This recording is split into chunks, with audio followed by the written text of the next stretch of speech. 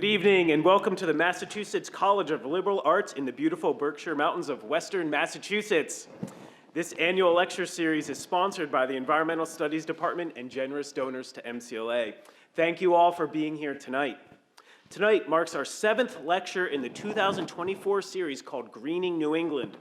Each week's lecture will highlight the organizations, achievements, and ongoing efforts that are making New England more sustainable. Please note that there is no lecture next week as MCLA is engaging in a long-standing tradition called spring break. However, you can get your Green Living seminar fix by visiting our YouTube channel appropriately named MCLA ENVI. You can find lecture recordings going back to 2020. So far this semester, we've heard from several presenters who've mentioned issues related to agriculture, such as farmland access, food security, and adapting agriculture to climate change, all important issues of sustainability in New England. Tonight's presenter will charge headfirst into the issues of food systems in New England. Tonight's presenter is from the Northeast Organic Farming Association. For over 40 years, the Northeast Organic Farming Association has been working to support local farms, local agricultural markets, organic and sustainable farming, and related causes throughout the Northeast region. Our presenter tonight is Hannah MacDonald. Hannah MacDonald has been working in food, forests, and farming and education for more than 10 years by a series of life events, ultimately finding true that nourishing and regenerating food and farming systems is core to moving forward as a species. She solidified these passions by obtaining an MS in Sustainability Science and Sustainable Food Systems at UMass Amherst, and now works as the Education Events Manager at the Northeast Organic Farming Association, the Massachusetts chapter. Hannah is excited to bring the intersectionality of food systems from technical to spiritual to the forefront of our practices. Please help me welcome Hannah to MCLA. Thanks, Dan. That's really great. All right, let's try this one more time. I don't know if there's a lot of feedback with my coat ruffling around. So hi, everybody. Thanks so much for that lovely introduction. It's a pleasure to be here today. I will be diving into bioregional food systems and the concept of regeneration tonight. And like Dan said, I got into food systems because I noticed that every other environmental problem that I was looking at, I could draw back to food and the food supply and food chain. And so tonight I'll be talking about the process of relocalizing, what that means and where there's potential to expand upon that. NOFA Mass, as Dan said, is the Northeast Organic Farming Association, Massachusetts chapter. And our job is to promote organic agriculture and expand the production and availability of nutritious food from living soil for the health of individuals, communities, and the planet. And it's an education and advocacy organization. If you ever want your soil tested, hit up NOFA Mass. We'll help you figure out what your soil tests are saying. And it's a really great organization that blends the mix of the social and economic and environmental components associated with food and food access. And I got this position by way of my Master's of Science at UMass Amherst. And it was through this project that I actually got, it was what they called my practicum. It was like the way that one would normally complete their thesis, right? Well, mine was a job to organize this Western Massachusetts regenerative food system, and it was a really exciting opportunity. I was stoked. It was like the perfect ability to go in and like look at the food system in Western Massachusetts and say, what's going on here, and how do we incorporate regenerative agriculture into our everyday lives? It didn't have the funding that I would have liked to see for it to go forward. Organizing a big group of people like that can be a little consuming and hard. It's like, herding cats kind of type thing, especially when it comes to farmers. But what you're going to see tonight is kind of what I was able to gather from that experience. So we'll probably save questions towards the end unless there's something that you really don't understand, but hopefully I can put together a nice nice slew of thesis for you, and we can dive into it at the end. Sweet. So what is a bioregion? Pretty basic. It might seem like, oh, of course I know what a bioregion is. But actually, people talk about bioregions and microclimates very much as it pertains to their work, very specific. As you can see down on this graphic, this is from the New England Wildflower Society, where they're actually tracking ecoregions of these different creatures and where they live, whether it's in the northern coastal zone or whatever it might be. But essentially what we're looking at when we look at a bioregion is patterns of landscape, elevation, watershed, rainfall, species diversity, and where things like to grow, where things like to live, right? And the patterns amongst those things. And as, pretty much every species tracks what their bioregion is subconsciously or consciously. And my proposal is that we should start being a little bit more conscious in the process of interacting with our environment and our bioregion. And I really like this middle map. They've organized this bioregion in Massachusetts according to, the coastal plains, and, we have the Connecticut River Valley, and it mirrors really interestingly with our indigenous homelands map, which is fascinating to me because the folks indigenous to these areas are people of that place. I went to Nipmuc Regional High School over in central Massachusetts, and the Nipmuc are the people of fresh water. Their whole lives, their whole economies are centered around that very landscape and that which can be produced in that area. Of course, there's trade amongst tribes and regions and everything like that, but you can kind of see the correlation there of like, oh, these things grow really well in this area. Let's be of that. So that's kind of what we're trying to get back to. It's how bioregions are how species and how even people can be encouraged to organize, regardless of arbitrary lines, right? We can look at what's actually happening in the patterns of the landscape and use that to our advantage. Oh, and I'm going to use the word tonight, life sources. It's kind of interchangeable for me for resources. So I use that because resource is a useful term, I'll say it, but if you hear me say life source, it's because really, literally, the source of life is coming from that landscape. It's more than just a resource that you go and extract, right? And very much the Nipmuc and the Pecumtuck and the Abenaki people are people of their land, using and being a part of those life sources. Let's see. Okay. Womp womp. I'm sure you guys are really familiar with this current paradigm. I'll dig into it just a little bit. Right now, our food system is based off of commodity cropping, monocultures, and the ability to produce one thing really, really, really efficiently, cheap as cheap can be, and to get it as far away from the source as possible. I like this map of the world sugar trade because it's kind of funny how many arrows go to America. But it's also emblematic of what really needs to happen in order for all of the sugar from around the world. I mean, think about it. You need all the fossil fuels to transport. You need to modify these environments in which the sugar is growing in order to get to North America or anywhere else.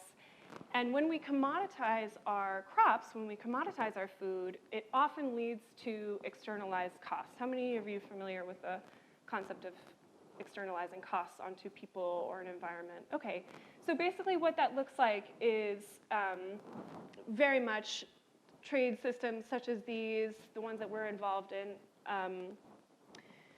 that we currently consume our food from, often enslave people or take advantage of people and their freedom and their land and their prosperity. So you kind of can't do it without taking advantage of some folks in the process. This second picture here is probably some field of corn or soy, who knows where. where you have, a bunch of inputs and outputs that are not closed loop, meaning like fertilizers, and there's waste and there's runoff and there's soil erosion that you don't pay for in the price of the commodity itself, right? Like when you pay for a pound of sugar, you're not paying for the nitrogen runoff or all of the soil that has been lost from constantly tilling the soil, for example. So that's also one of the externalized costs, alongside waste.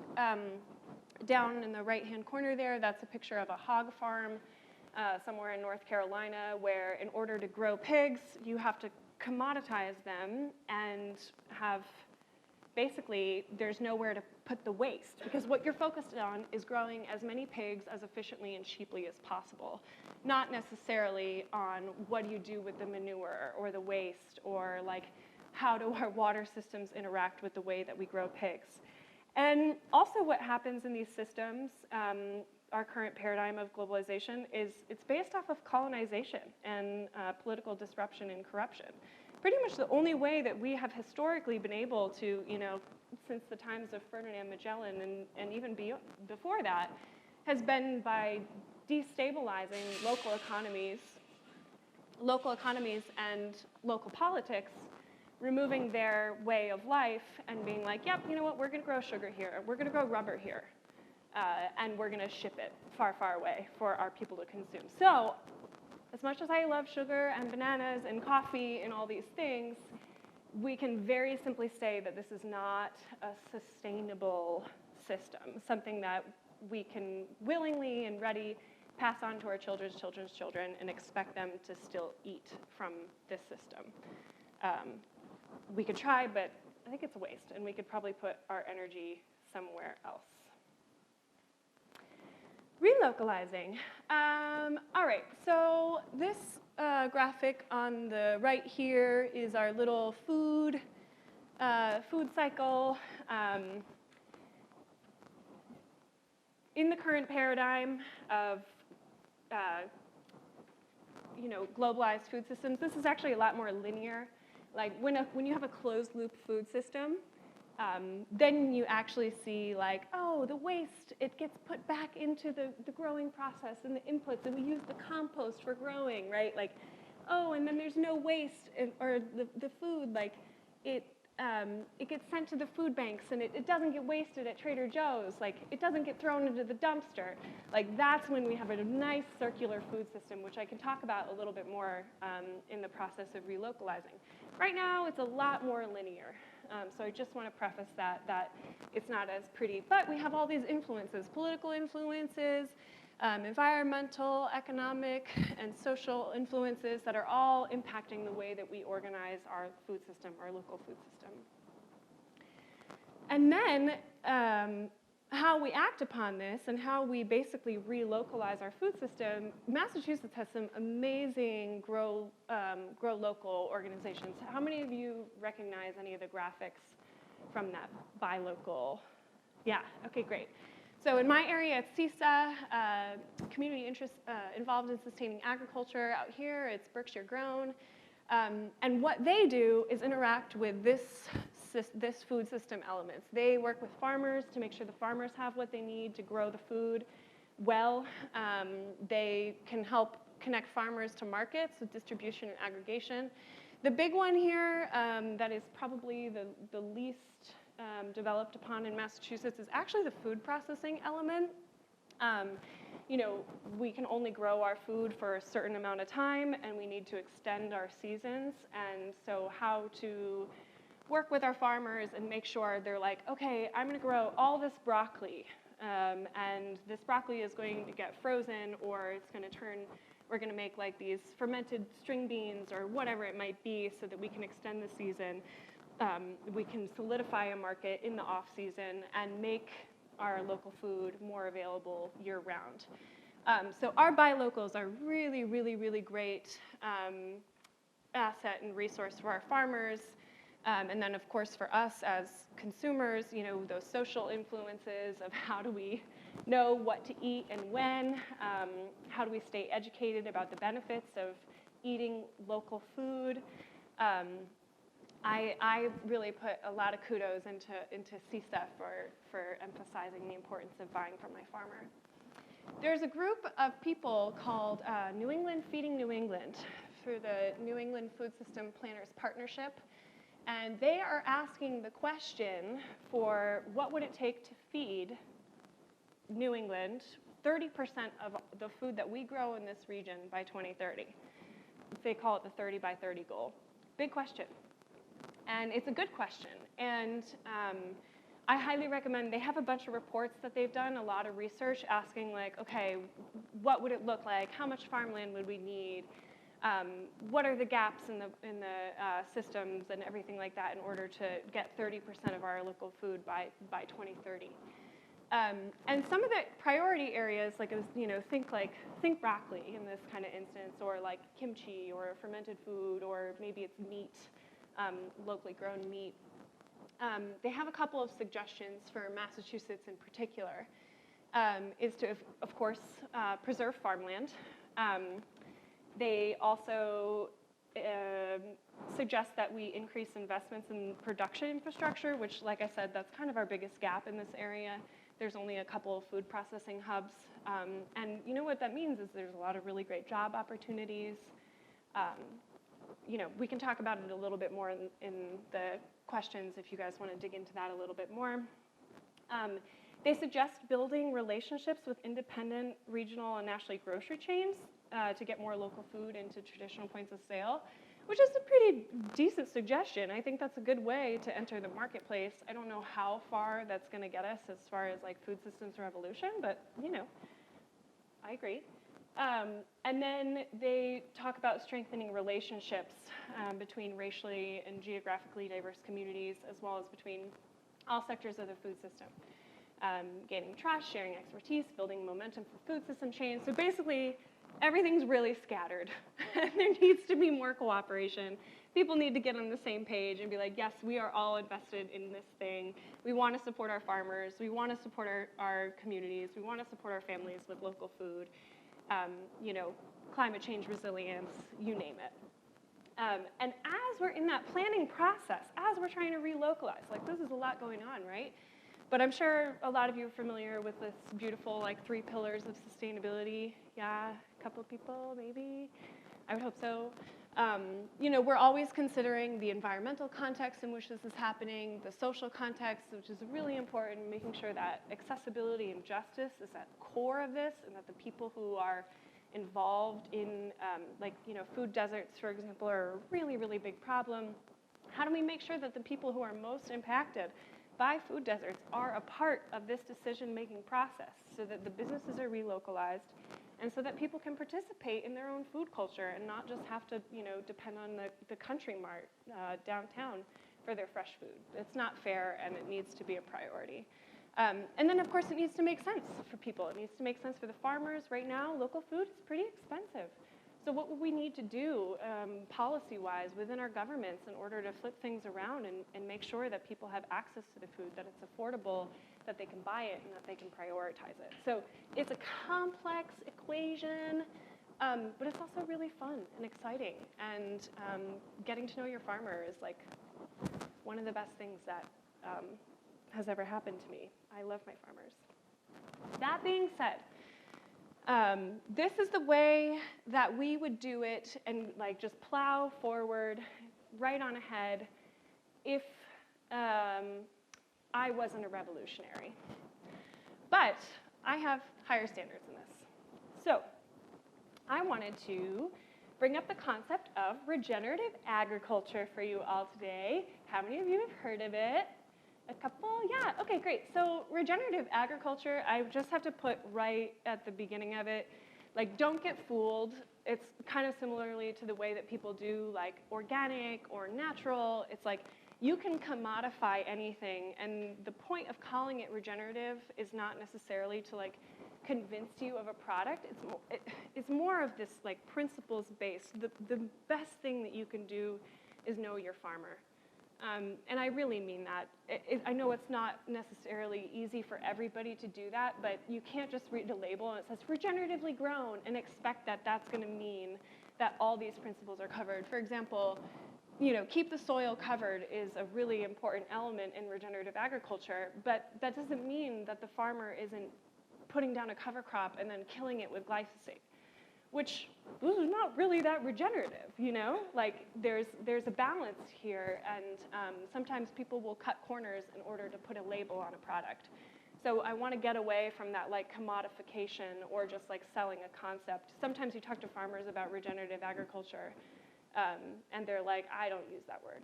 So, principles here, this is what I'm getting at, is principles.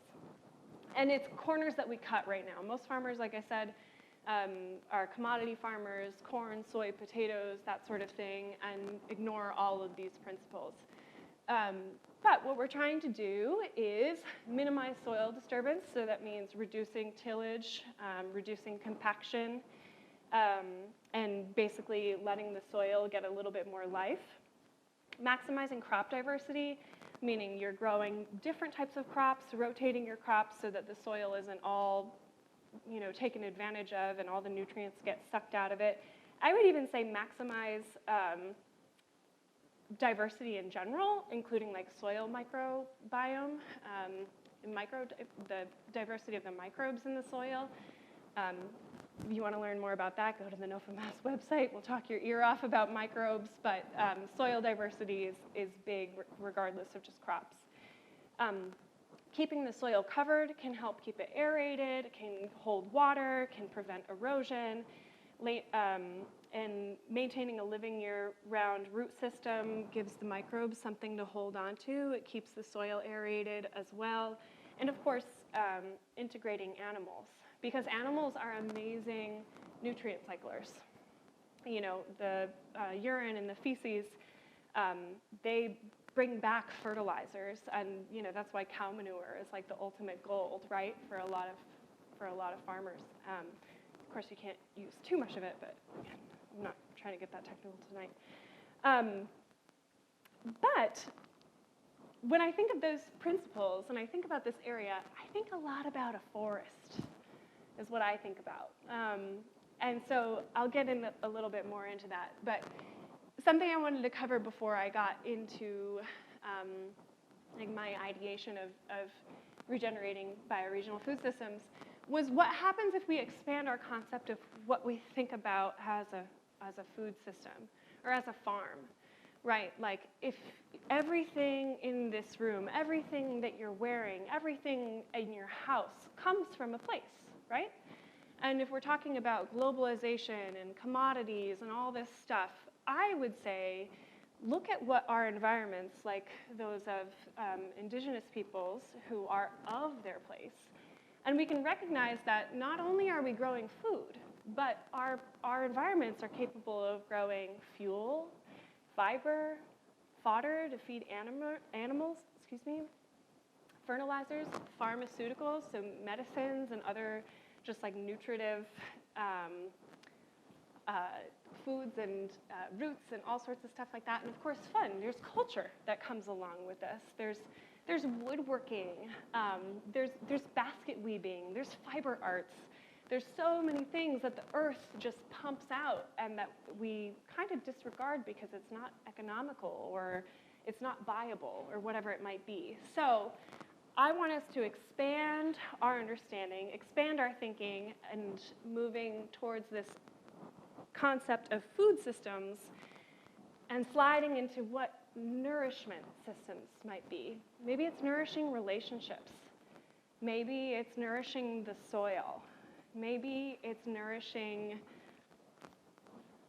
your skin or your body, right? Like it's not just about food. We're talking about the whole self, about supporting our communities. And our earth is really, really so good at that. So I just want to put that out there as like something that we should all consider when we're talking about, well, if we're going to be reinvesting in our regional food systems, like what could that look like if we were really, really intentional about it?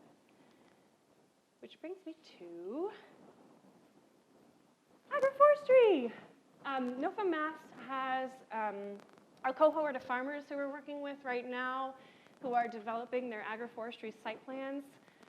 Agroforestry is the process of integrating trees and shrubs and animals with cropping systems.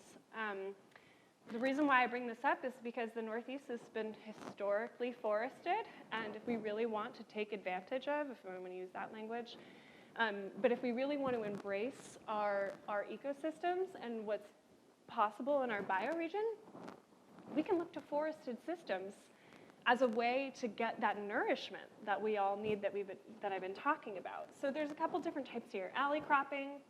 I'm not going to get too much into the details now. Alley cropping is the process of planting crops between rows. So that might be like you're growing chestnut trees as your tall crop, and then in the middle, maybe you have like a rye, or maybe you have potatoes, or maybe it's something like a currant bush, and you're working in perennial systems. Forest farming is the process of cultivating crops under the protection of a tree canopy. So that's really good for things like mushrooms and ramps and ginseng and all sorts of amazing creatures who grow in the forest. Silvopasture is near and dear to my heart. It's a very special system. It's integrating animals for grazing into the process of growing trees. And then you have windbreaks and riparian buffers, which are basically like live, active edges, where it's not just like a row of bittersweet or some species that doesn't really actually do much of anything, but it's a productive creature who can help break wind erosion or water runoff.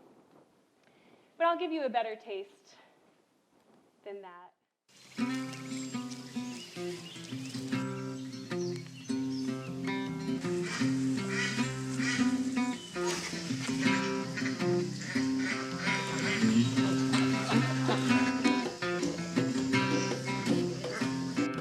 Before, we farmed almost every square inch of land in the Northeast. It used to be forested land.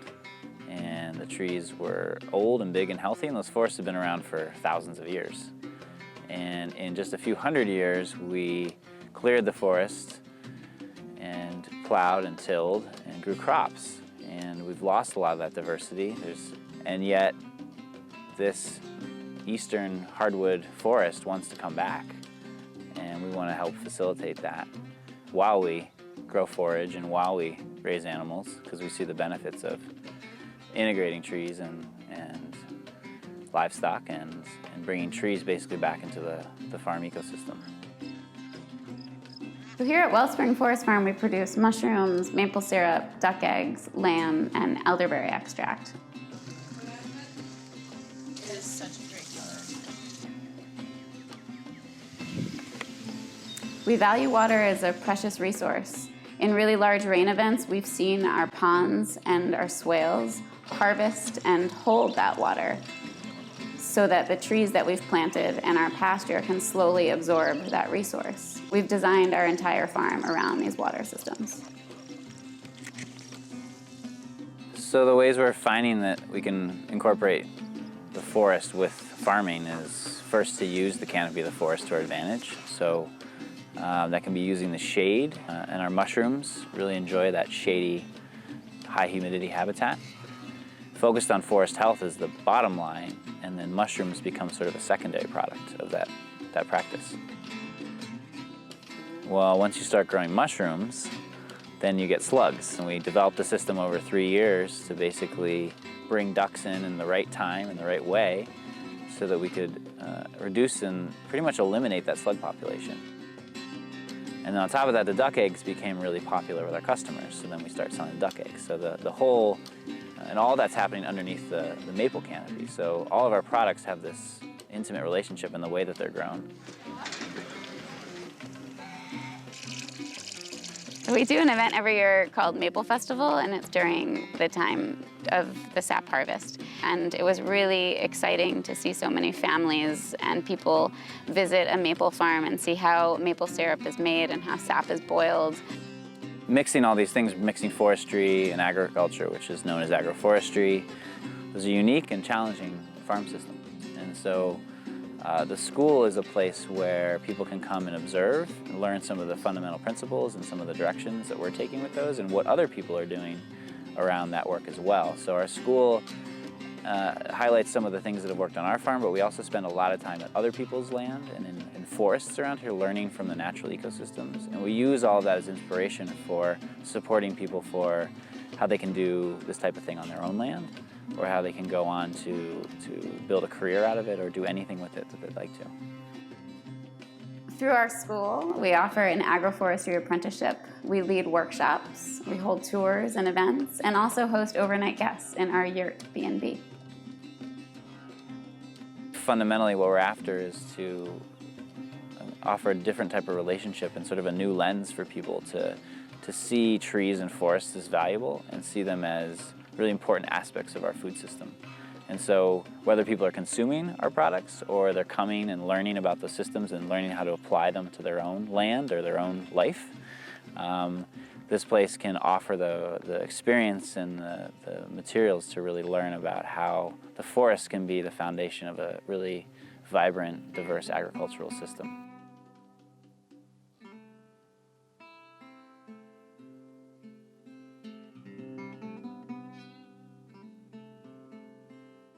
Elizabeth Gabriel in that video there, she is actually an editor at the Natural Farmer, NOFA's newspaper. So I didn't even know she was a part of Wellspring Forest Farm, and I found that video by way of like a couple of friends and stuff, and I was like, oh my gosh, that's Elizabeth Gabriel.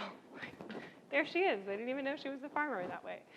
So anyways, that's just a snapshot of like what a farm could look like, never mind all of the other creatures who have the capacity to come back into our bioregion and provide real nourishment and sustenance. Regenerative Design Group is a partner of ours at NOFA. They are a big proponent in the agroforestry process, and this little snapshot that I cut out here, they did like an economic viability study of these different types of crops. So there's like black walnuts and chestnuts and pawpaw and blueberry and currants and hazelnuts and amazing amounts of creatures who grow in this area. Honey locust, who else? I don't even know. I could just keep going on. Elderberry, mulberry. It's beautiful. Like it's. I get so excited about it because of the amount of opportunity there is to produce local foods that really like being here. And you know, going forward, I would say, how do we start to kickstart agroforestry and really get it into our practices and convince our farmers and work with folks like yourselves to be excited about and engage with these sorts of foods.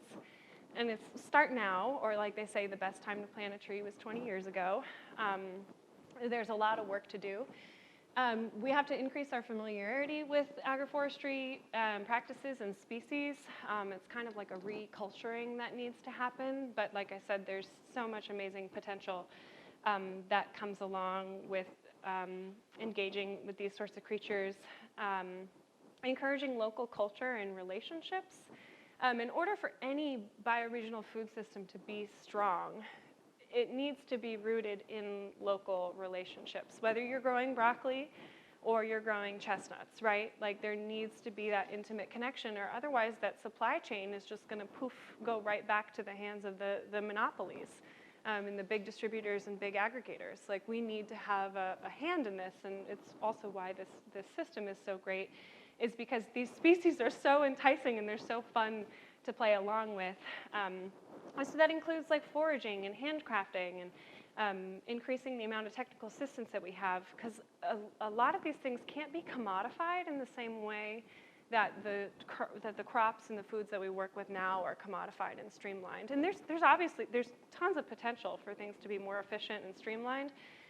But they intrinsically are not as efficient and require more intimate relationships, which, if you ask me, is a more sustainable relationship and behavior than our current food system.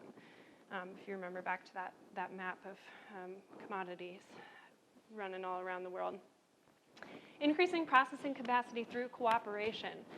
Processing capacity in the Northeast is probably one of the biggest deficiencies in our local food system, like I was talking about earlier, whether it's freezing, packing, processing to make salsa, whatever it might be. That includes it applies the same thing for agroforestry. So in order for our farmers to start growing more of these foods, they need to say, oh yeah, if I grow this number of tons of chestnuts, I need to know that I can bring this to the local processing facility and process my chestnuts that way, or my hazelnuts, or whatever it might be.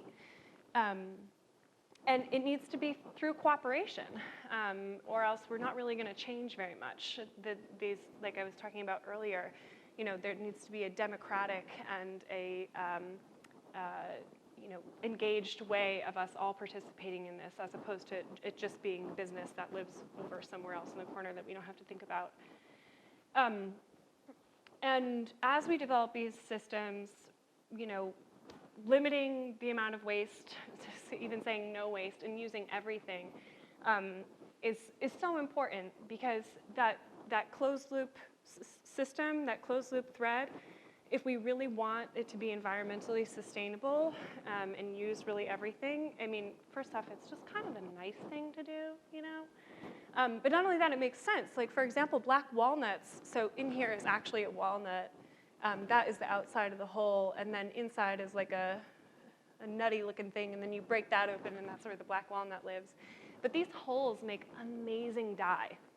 And so if you are cooperating with folks, and like the silvopasture person who grows sheep, and then they produce the wool, and then you're like, oh, I got all this black walnut dye, or holes, like, let's make dye, and then there you go. There's two products with one.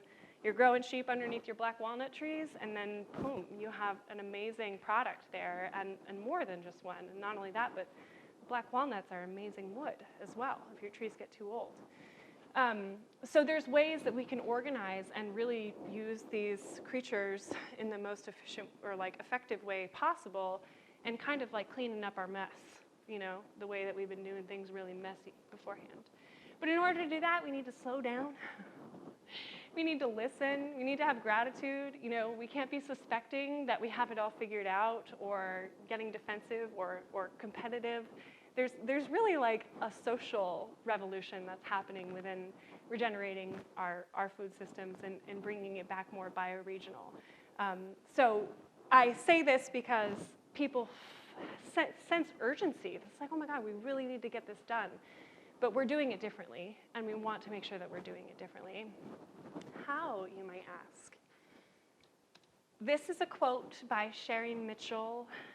She's a Penobscot woman who wrote Sacred Instructions. I highly recommend this book. It was life-changing for me. She's an amazing writer who carries so much wisdom.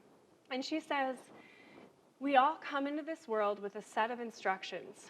These instructions guide us toward our highest purpose. They lead us to the essential truths that live deep within us. This truth is encoded in our DNA. It is embedded in our genetic memory. It vibrates within us on a cellular level. Every element of life carries this vibration. Every living being has its own vibrational tone.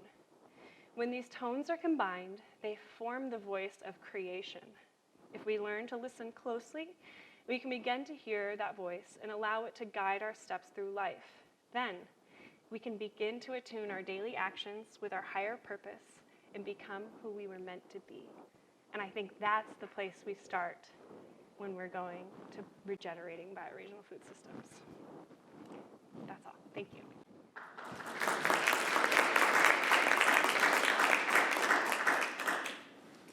I would love to hear any questions you have. This thing is really, I got to reorganize this real quick.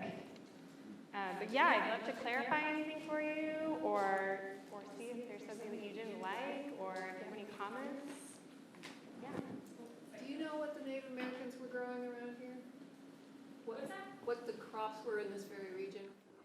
Yeah, so a lot of those creatures I was mentioning earlier, such as hickory, is a really big one that a lot of people are getting back into. Hickory nuts are a great source of oil, and actually one of the things that people are trying to process and or like develop infrastructure for. Acorns from white oak trees are also a huge, like, the amount of food that an acorn, that an oak tree can drop is amazing. And making acorn flour is a little bit intensive because there's a lot of tannins that you have to leach out. but like so much food can come from there if we get the process right and you learn how to do it. I mean, maples, obviously, almost every creature that you are able to go out and see had some sort of utility, whether it's like pine and hemlock for like more medicinal properties, or you have those two I think are really the biggest, acorn and hickory for more sustenance. But I mean, I don't want to speak on the behalf of the people who've lived here for thousands of years, but there's tons of creatures, and even more that can grow in the bioregion now that we're just simply not using. That could be far more repurposed. Yeah.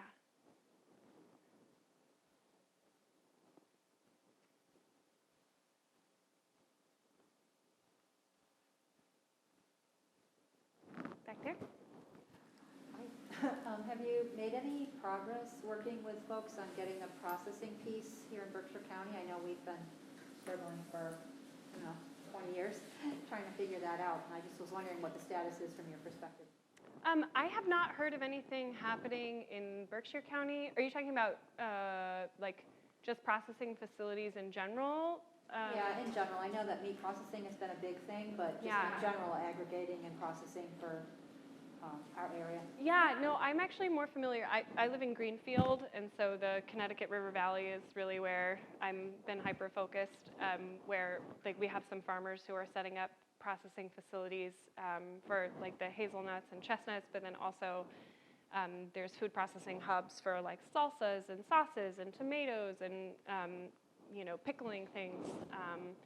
There's a group called through the Massachusetts Agricultural Innovation Center. They're in our area, but I think they might work statewide. They might be worth a resource looking towards to see where there might be more processing capacity. But it's a huge deficiency in the area, which is why I'm not surprised it came through in that 30 by 30 report. Yeah. No, I'm sorry, I don't know as much about Berkshire County. It's amazing what a little line of hills will do to separate us. Yeah. I wanted to ask about kind of the political context. Do local and state governments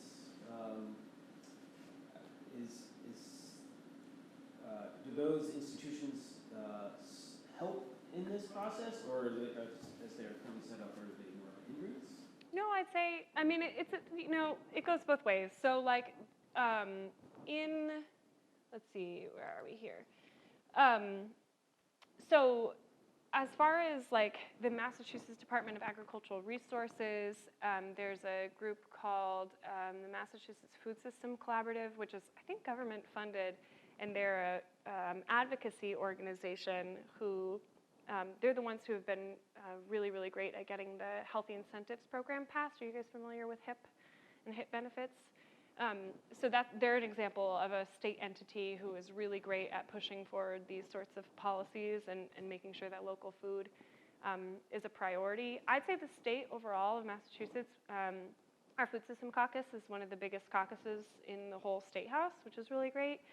And then like on the federal government side of things, there's a program right now called the Climate Smart Commodities Grant. We just call it Climate Smart, and it actually purchases like, some of the creatures that I was talking about earlier for farmers for like, climate smart practices. So you put in a windbreak on your farm, Climate Smart will pay for that. Or you're planting more, they like will directly fund farmers for agroforestry practices, which is amazing that the federal government has put money behind that. That being said, some of the things that are tougher about these, the policies and when you involve the state is the regulation that comes along with it. Like there's regulations about when and how you can graze livestock underneath your crops. So if you're like if you're a chestnut farmer and you want sheep to come to your farm, to certify organic, you can't actually have the sheep underneath your chestnut trees for a certain amount of time. So you might be doing everything right, growing organically, and doing all the right practices, but there's just regulatory, you know, capacity issues, and that goes with, you know, processing, let's say like chickens or ducks or whatever. So I'd say the thing that the farmers, or that I notice the most that is a hindrance is the regulatory stuff. But I think for the most part, people understand the importance of going local. I think that the biggest entities would be like the Cisco's of the world, who are like, yeah, no, this is our food supply chain. Like, you know, no more local food in schools. Like, we got it here. Like, we got Cisco now. So, you know, food is always going to be in demand, and so I think it's natural that there's going to be different bits of competition. But overall, I'd say that the policy is pretty supportive.